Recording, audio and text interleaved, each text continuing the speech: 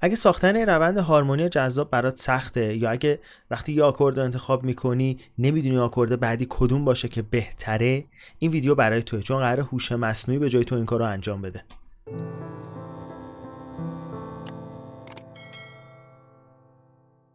سلام، من اسمم پیمانه و خیلی خوش اومدید به کانال من. توی این کانال من در مورد موسیقی، حالا تو هر شاخه‌اش سعی میکنم تا جایی که اطلاعات داشته باشم صحبت کنم. از بررسی زندگی موزیسین‌های بزرگ تا بررسی آهنگایی که موندگار شدن یا وایرال شدن، نوت‌های پیانو، مباحثی مثل این که در مورد آموزش آهنگسازی یا تئوری موسیقی و هر چیزی که مربوط به موسیقی باشه، چون علاقه شخصی خود منه، من توی این کانال در موردش صحبت میکنم. پس شما اگه به این موضوع علاقه دارید جای درستی رو انتخاب کردید و خیلی خوشحال میشم اگه این کانال رو دنبال کنید و معرفیش کنید به کسایی که فکر میکنید علاقه های مشترکی با ما دارن. حالا بریم سراغ اون هوش مصنوعی که بهتون گفتم قرار خیلی خیلی کارتون رو راحت کنه.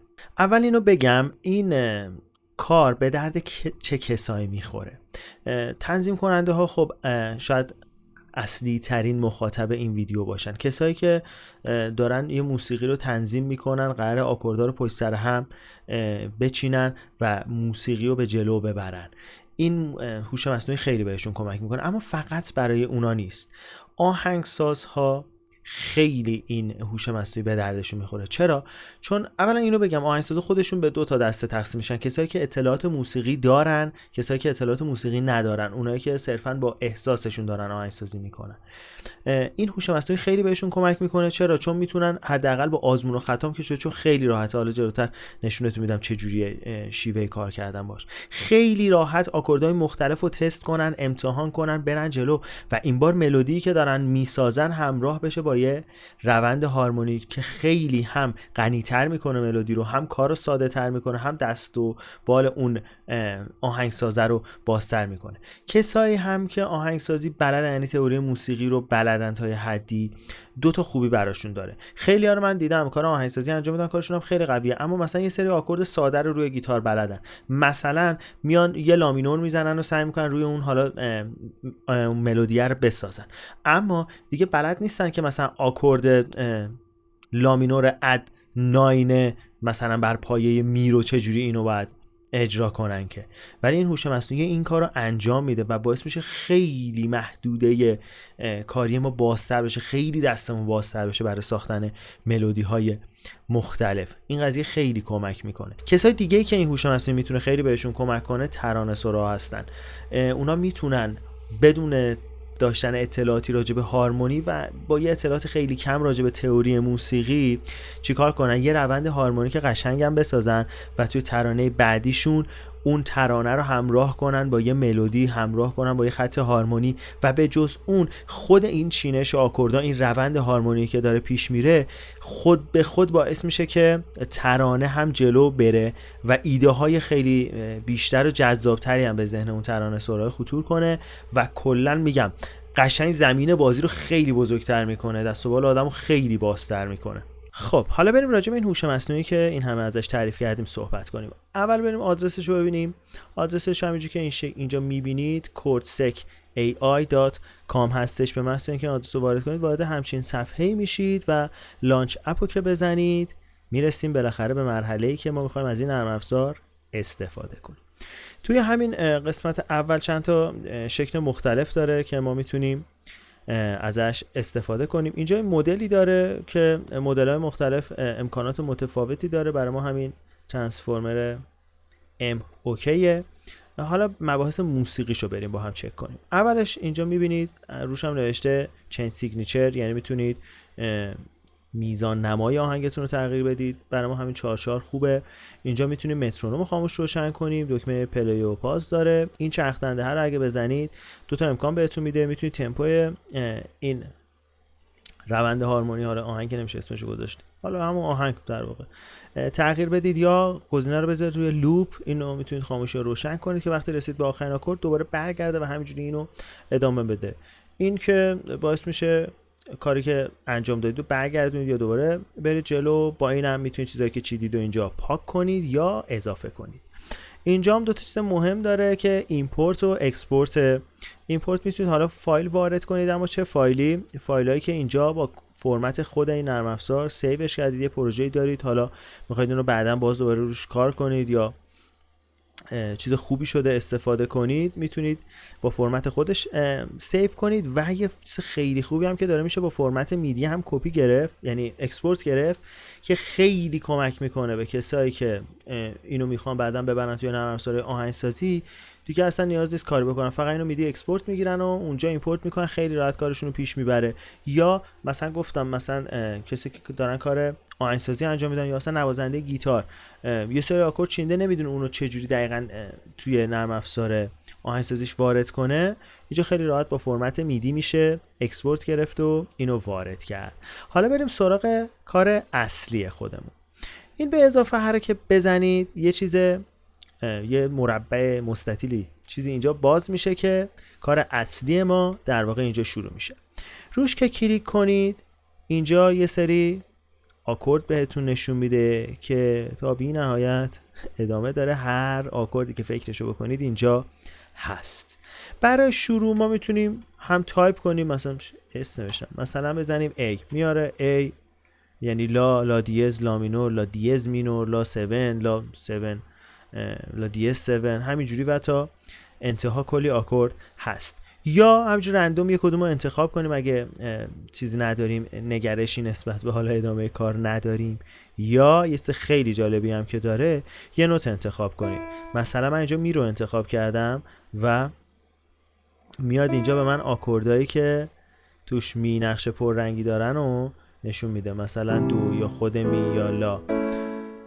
یا میتونم 2 تا انتخاب کنم، دوباره تو این حالت باز میاد آکوردا رو برا من نشون میده. اینم خیلی اتفاق جالبیه. اگرم روی این گزینه کلیک کنید، بذارید دیگه بگم، اگر روی این گزینه ستایی نوتا رو گذاشته کلیک کنید میبینید خودش هم روش نوشته اوپن کورد واریشن. اینجوری که کلیک کنید میتونید شکل‌های مختلفی از این آکورد رو داشته باشید. یعنی الان ما تو حالت پایگی داریم لا، دو، می. میتونیم چیکار کنیم؟ معکوساشو استفاده کنیم و این هم میتونه گزینه خیلی خوبی باشه. ست از دیفالت که بزنید به عنوان یعنی دیگه هر بار لامینو رو بزنید مثلا میاد از این معکوسش استفاده میکنه. اگر یوز وانس هم بزنید که چیکار میکنه؟ میاد فقط همین آکوردو با این حالت معکوسش استفاده میکنه.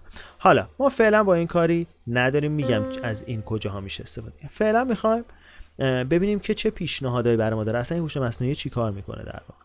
الان من یه آکورد درست کردم، یعنی نوشتم اینجا لا مینور، میخوام آهنگمو با لا مینور شروع کنم. حالا برای آکورد بعدی ایده ای ندارم، اد کورد رو میزنم، اینجا نوشته علامت سوال. حالا قسمت جالبش اینجاست، میبینید دوباره همون آکوردا رو، اون بی‌نهایت آکورد اینجا برای من نوشته، اما رنگا رو دقت کنید، هر چقدر پر رنگ تر باشه در واقع گزینه بهتریه برای استفاده ما. یعنی سول، فا، دو، ره مینور، می مینور میتونن گزینه‌های خیلی خوبی باشن. در ادامه اینجا می 7 و ره و دوباره می و لا مینور 7 و اینا دو گزینه‌های بعدی ان که خوبن. هر چقدر میره پایین‌تر دیگه این گزینه‌ها اونقدر جذابیت ندارن. حالا مثلا ما میایم دو رو انتخاب میکنیم، دوباره به اضافه رو میزنم، دوباره روی این یکی باز میبینید انتخابا دوباره برای ما نمایش داده میشه. حالا مثلا من اینجا میگم آقا حتما یه آکوردی بهم بگو که از می هم استفاده شده باشه توش، این گزینه ها رو داره. مثلا من میام از می 7 استفاده میکنم، آکورد 4 مونم میچینیم، میبینید دیگه گزینه ها با توجه به اینکه حتما نوت می رو داشته باشه محدود و محدودتر شده. حالا من اونو ور میدارم، مثلا فا رو انتخاب میکنم. حالا چیکار میکنم؟ میخوام بشنوم که چیکار کردم، تا اینجا پلی میزنم.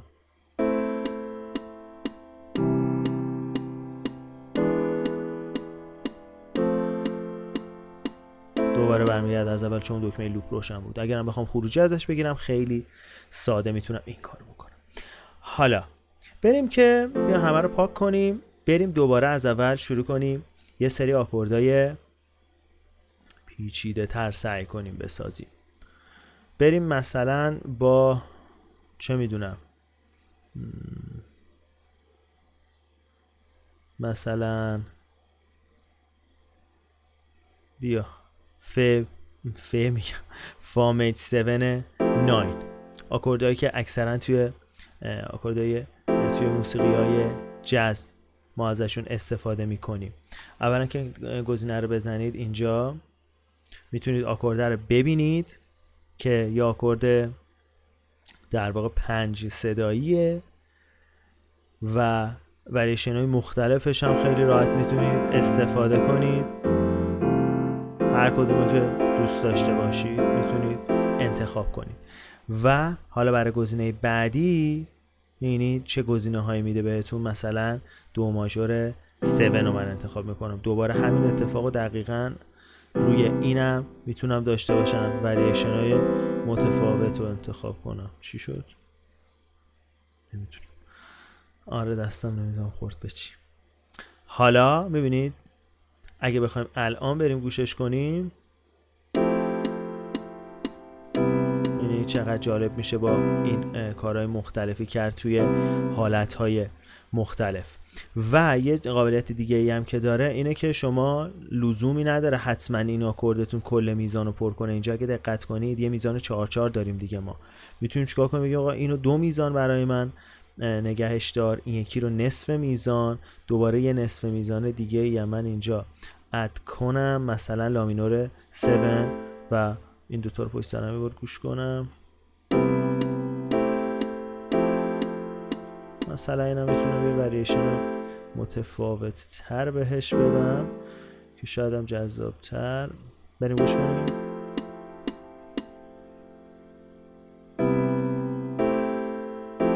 نه همچین چیزی میشه و میشه این شکل بی نهایت مدل مختلف از روندهای هارمونی تولید کرد.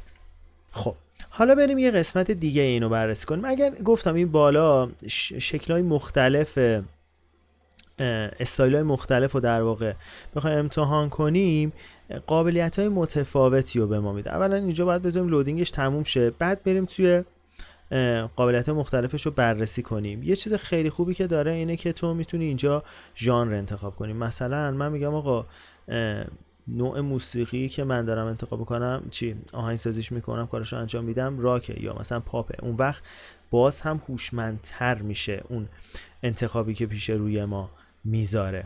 الان مثلا من میام یه مثلا چه میدونم لامینوری انتخاب میکنم دوباره توی بعدی. حالا این بار یه ذره پیشنهادایی که میده بیشتر نزدیک به اون موسیقی ژانری که انتخاب کردم.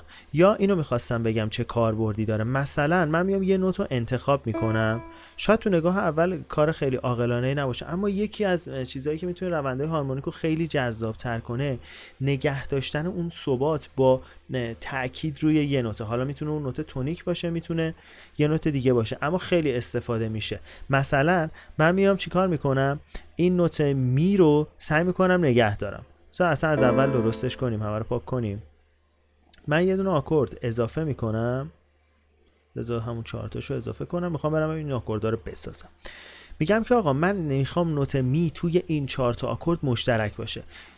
گفتم باعث میشه خیلی ثبات قشنگی پیدا کنه و خیلی محکم و خوب و چجوری بگم با ثبات، آره قوی صدا بده. حالا میرم سراغش. من همون لامینور رو انتخاب میکنم برای آکورد اول. برای آکورد دوم حالا میاد با توجه به آکورد قبلی پیشنهاد به من میده و حواسش هم هست که نوت می برای من ثابته.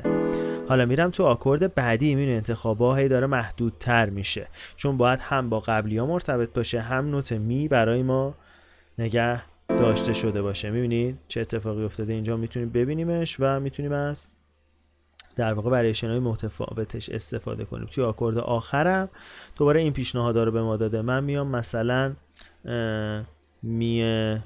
مثلا چی استفاده کنم؟ اینو استفاده میکنم، دو میج 7 رو استفاده میکنم. میرم حالا یه بارم خط باسش رو چک کنم.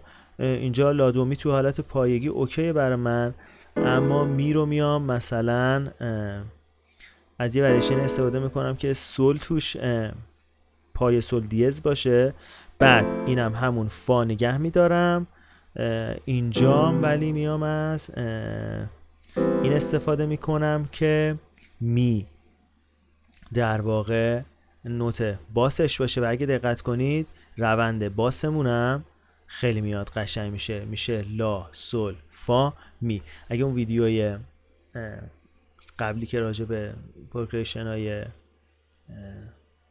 این چی میگم پروگرشن های معروفی که درست کردم ویدیو قبلی رو ببینید، گفتم این روند باس خیلی خیلی مهمه. حالا گوش کنی.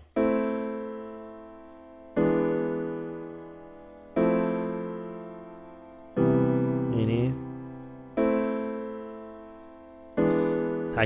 تأکیدمون هم گذاشتیم روی یه دونه نوت. حالا اگه مثلا برای آکورد بعدی مثلا اینو من میخوام بیام اینو چیزش کنم، کوچوک شده دیگه، اینو بذار پاکش کنم، چرا کوچیک نمیشه؟ 2 hours later. عجیب.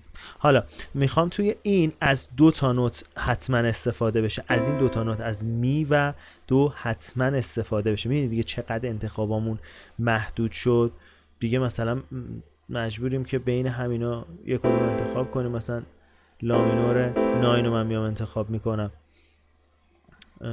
از یکی از وریشناش هم استفاده کنم که مثلا از کدوم استفاده کنم، کدوم خوشست.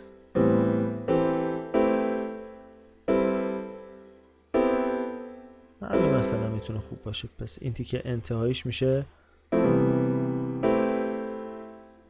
همچین چیزی میشه و این قضیه خیلی میتونه برای ما کاربردهای متفاوتی داشته باشه و خیلی خیلی کمک کنه به همون توی ساختن پروگرشن های متفاوت. یه خوبی دیگه ای که این گزینه داره اینه که ما میتونیم بیایم هارمونیمون رو بر اساس اون ملودیه بچینیم. مثلا دارم میگم ما یه ملودی داریم به این شکل میگیم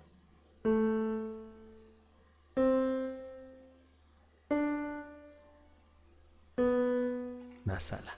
حالا میایم چیکار میکنیم؟ آکورد اولمون رو دقیقاً میایم یه جوری میسازیم که توش لا نقش خیلی مهمی داشته باشه. مثلا همون لا مینور رو میذارم.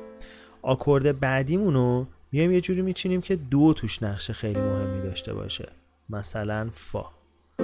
ببینید همینجوری هی پیشنهاداشم بر اساس همون رونده است. هم ما نوتی که داریم بهش میگیم، هم استایل موزیکی که انتخاب کردیم. بعد ر بهترین گزینه‌مون سوله. بعد توی آکورد آخرم چیکار میکنیم؟ نوت آخرمون سی بود دیگه، مثلا با می تمامش میکنیم. حالا گوش میکنیم.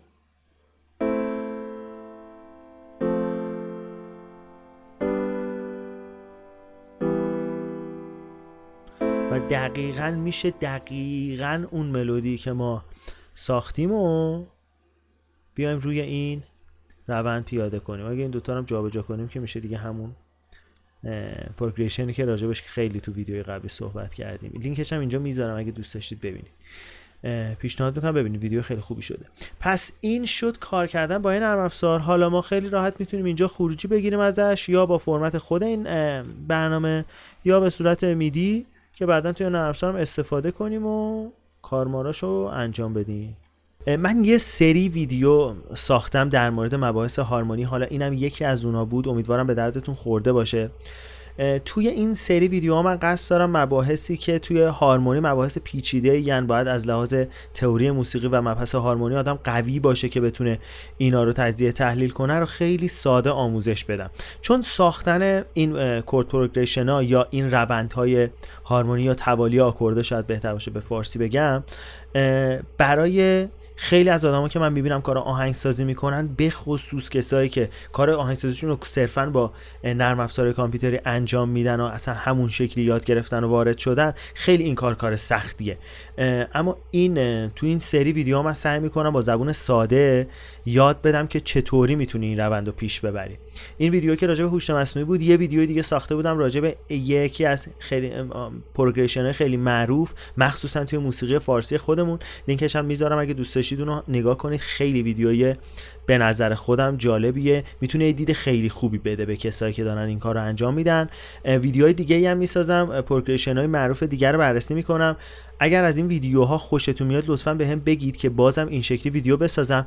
اگرم ابزارهای هوش مصنوعی که توی آهنگسازی و تنظیم و کلا موسیقی کمک میکنه براتون جالبه بهم بگید، چون خیلی زیاد شده. هوش مصنوعی دیگه تو همه چی وارد شده، توی موسیقی هم همینطور، و ابزارهای خیلی خوب و خیلی جالب جالبی هم برای کمک کردن به موزیسینا هوش مصنوعی الان داره. پس اگه از این جور ویدیو هم دوست دارید حتما بهم بگید که بیشتر بسازم در موردش. خیلی خوشحال شدم که تا انتهای ویدیو با من همراه بودید. امیدوارم لذت برده باشید، براتونم مفید بوده باشه. اگر این کانال و این ویدیو رو دوست دارید اونو بفرستید برای کسایی که فکر میکنید میتونن مخاطبای این ویدیو و این کانال باشن. خیلی کمک میکنه به من و به رشد کانال. دیگه حرفی نمیمونه. دمتون گرم، مراقب خودتون باشید. امیدوارم شاد باشید و سالم. فعلا.